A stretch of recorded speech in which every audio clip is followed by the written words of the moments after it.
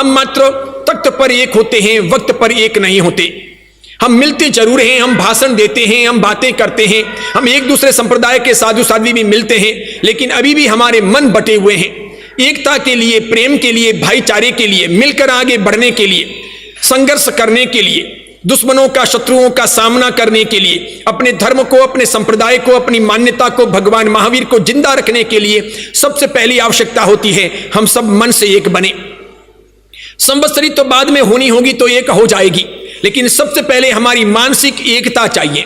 वो मात्र शाब्दिक नहीं होनी चाहिए। मैं कितनी भी एकता पर भाषण दे दूं, मेरी तरह दूसरे भी आचार्य भगवंत एकता पर कितनी ही बातें कर दें, कोई एकता पर कविता बना दें, कोई एकता पर कोई निबंध लिख दें, आर्टिकल लिख दें, एकता के लिए कार्यक्रम हो जाएं, इससे एकता नहीं हो जाएगी। एकता सबसे पहले मन में होनी चाहिए कि हमको एक होना है।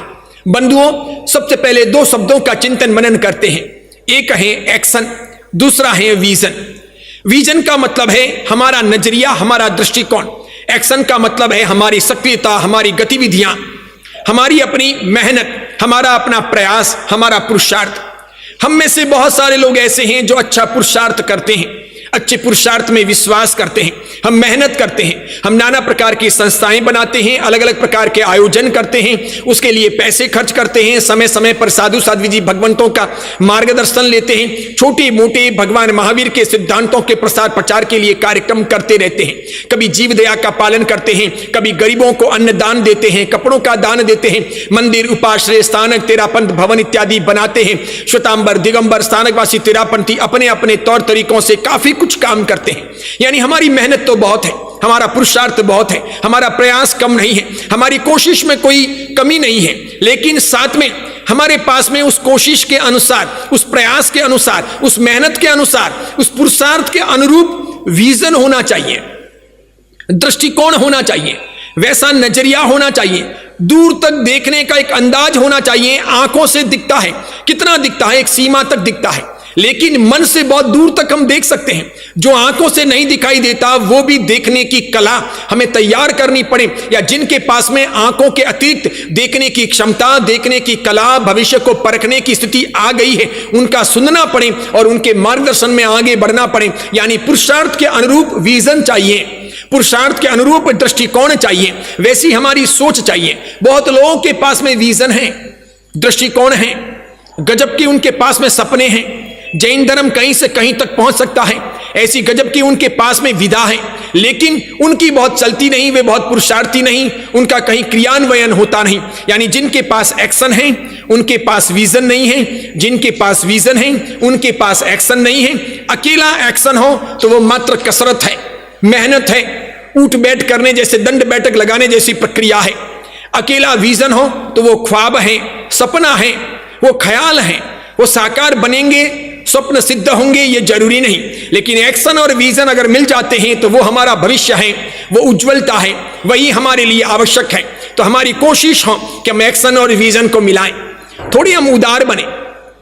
दुख लगेगा सुनकर, फिर भी कह देता हूं, माफी मांग कर कहता हूं, मिच्छामि दुक्कड़म बोल कर कहता हूं, सबसे क्षमा याचना करके कहता हूं, किसी के प्रति दुर्भाव से नहीं भरा हूं, किसी को सुनाना नहीं है, किसी को दुख नहीं पहुंचाना है, किसी के लिए जानबूझकर बोल रहा हूं ऐसी बात नहीं है। लेकिन यह हकीकत है कि जैन समाज की एकता में सबसे बड़ी अगर कोई बाधा है तो वो जैन साधु साध्वी जी भगवंत है।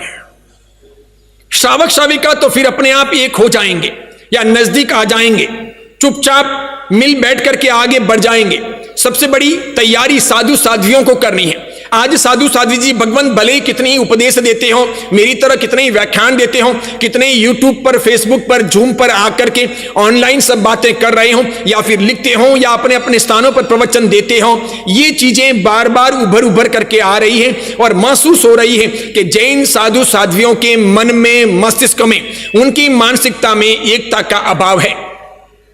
हम सभी लोग अपने अपने संप्रदायों की, अपने अपने पंथों की बात करना चाहते हैं। हम सभी लोग अपने अपने संप्रदायों, पंथों को, मान्यताओं को, अपने अपने समुदायों को, अपनी अपनी ही विचारधारा को परिपुष्ट करना चाहते हैं। हमारे नजर के सामने भगवान महावीर और उनकी विचारधारा सुस्पष्ट नहीं है। हम मात्र लेने के लिए कभी कभी महावीर भगवान का नाम लेते हैं, ओम ह्रीम अर्हम श्री महावीर स्वामी ने नमः बोलते हैं, भगवान महावीर स्वामी की जय हो, अहिंसा परमो धर्म की जय हो, इसके बहुत बड़े उद्घोष गुंजायमान करते हैं। समय समय पर महावीर जन्म कल्याणक, महावीर जयंती या अक्षय तृतीया या कार्तिक पूर्णिमा या चतुर्मासी चतुर्दशी या फिर उसके बाद में क्षमापना सामूहिक, ऐसे छोटे बड़े आयोजन करते हैं। यह मात्र भारत जैन महामंडल की बात नहीं कर रहा, समग्र विश्व भर के जैन समाज की बात कर रहा हूं, सार्वजनिक बात कर रहा हूं, उसमें मैं भी सम्मिलित हूं। अगर साधु साध्वियों की बात आती है तो मैं भी उतना ही गुनहगार हूं, क्योंकि मैं भी एक मूर्ति पूजक संप्रदाय का आचार्य हूं। तो सबका दायित्व बनता है, उस प्रकार मेरा भी दायित्व बनता है। लेकिन ईमानदारी पूर्वक भगवान महावीर की, मेरे गुरुदेव की और मेरे जन्मदाता माता पिता की कसम खा करके कहता हूं कि मेरे में अगर सद्भावना थोड़ी बहुत कम है, या मेरे में अगर कहीं सांप्रदायिकता है, समुदायवादिता है, या मेरा अपना मत पंथ का आग्रह है, तो मुश्किल से वो 5 या 10% है, इससे अधिक नहीं है। मैं उसे भी दूर करने का प्रयत्न करता हूं। मेरी कोशिश है कि हम संप्रदायों का आग्रह ना करें, हम समुदायों का आग्रह ना करें, हम अपने अपने मिले हुए संप्रदाय में, पंथ में, मान्यता में जिए, उन आचार विचार को पालें, उसके अनुसार हम विधि करें, क्रिया करें, लेकिन हम कोशिश करें कि हम दूसरों के प्रति सहिष्णु रहें, हम सबके प्रति दिल के दरवाजे खोलें, हम सबको अपनाएं। आचार विचार की बातों को लेकर के दूसरों के लिए दरवाजे बंद न करें। पंथ या मान्यता, हम अच्छे और दूसरे गए गुजरे, हम बेहतर और दूसरे सामान्य, हम बहुत बड़े और दूसरे छोटे, हम कुछ एक्स्ट्रा ऑर्डिनरी और दूसरे एकदम नॉर्मल, इस प्रकार की मान्यता न रखी